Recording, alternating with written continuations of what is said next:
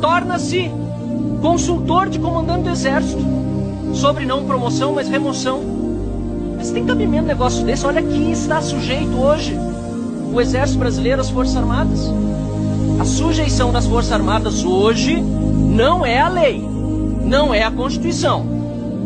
Como disse o ministro, ordem judicial cumpre se decidimos cumprir a ordem. O problema é que a ordem judicial é ilegal, deputado Crisóstomo. É inconstitucional. Então o que o Exército está fazendo, o que o Ministério da Defesa está fazendo, é obedecendo a Alexandre de Moraes. É Alexandre de Moraes que manda nas Forças Armadas brasileiras. Não é a Constituição, não é a legislação, não é a lei que vale, porque vocês sabem, uma coisa que eu posso dizer em elogio ao senhor, General Tomás, o senhor é inteligente. O senhor é tão inteligente que sabe que o que está acontecendo aqui é uma maquiagem, é um simulacro de devido processo legal. O artigo 69, aliás, do Estatuto dos Militares diz que é só em caso de flagrante que poderá um militar ser preso por autoridade policial, militar ou civil. O senhor sabe que mesmo caso, fora do contexto que o senhor citou aqui, teve participação pelo menos de coordenação do Exército. Esse negócio de entrar na Vila Militar, como fizeram, para fazer busca e apreensão, o senhor sabe que é absurdo, o senhor é inteligente. O senhor sabe que é ilegal. O senhor sabe que é inconstitucional. E o senhor sabe que está obedecendo a ordem de Alexandre de Moraes, desrespeitando a Constituição. Esta é a situação hoje no Brasil. O senhor tem medo de Alexandre de Moraes. Todos aqui têm medo de Alexandre de Moraes. O general Girão, que é general também do Exército, é deputado federal, diz que tem medo de falar porque a censura hoje é regra. E quem impõe é Alexandre de Moraes. Eu sinto muito vê-lo fardado assim e os demais tendo de ouvir eu dizer um reles deputado federal eleito pelo meu estado do Rio Grande do Sul, a quem represento, com muita honra os eleitores, 256 mil que votaram em mim, mas só um deputado federal dentro de 513.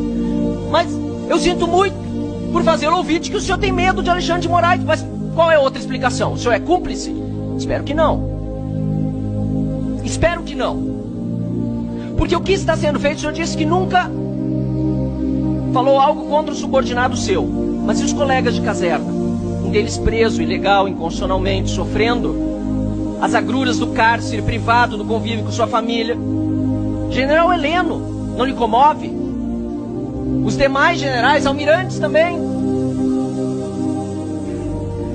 Essa é a situação que nós vivemos no Brasil. E desculpem-me as palavras duras que são palavras talvez apenas, e quem sabe serei censurado, perseguido, humilhado, não me importa. Não me importa, porque precisa ter alguém para dizer o que está acontecendo. Para dizer, porque saber todos sabem. Os senhores podem até dizer outras coisas. O ministro Monteiro Filho, José Múcio, disse também, né? Dentro da narrativa do governo, entendo, o senhor é parte do governo. Que a polícia do Distrito Federal demorou a chegar. O senhor sabe que não foi assim. A Força Nacional estava parada de prontidão do lado do Ministério da Justiça, não foi utilizada. O governo contribuiu. G. Dias, Gonçalves Dias. Onde viu? Onde está? Ninguém sabe, ninguém viu. Mas foi a polícia do Distrito Federal que demorou a chegar. Claro, é isso que é para ir para os livros da história. Tomara que no próximo mandato, tomara que se encerre esse com o impeachment do Lula e o senhor seja ministro de novo e possa tratar de outra narrativa, mas uma que seja verdadeira. Não essa que o PT está espalhando, não essa do golpe. Eu entendo o seu papel, mas eu sei que o senhor entende o meu também, de oposição.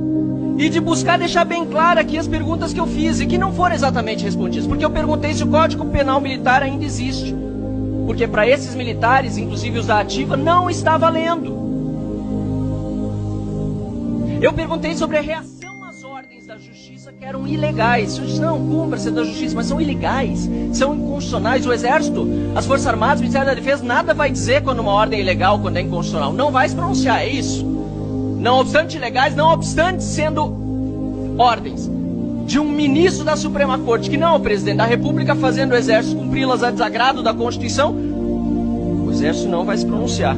E se o problema é Senado, por exemplo, tem assessor parlamentar que chega, tem presidente do Senado, tem membro do Senado para lá conversar para fazer isso, o impeachment de um ministro, ou pelo menos a contenção da Corte acontecer por meio daquele parlamento, daquele lado de lá.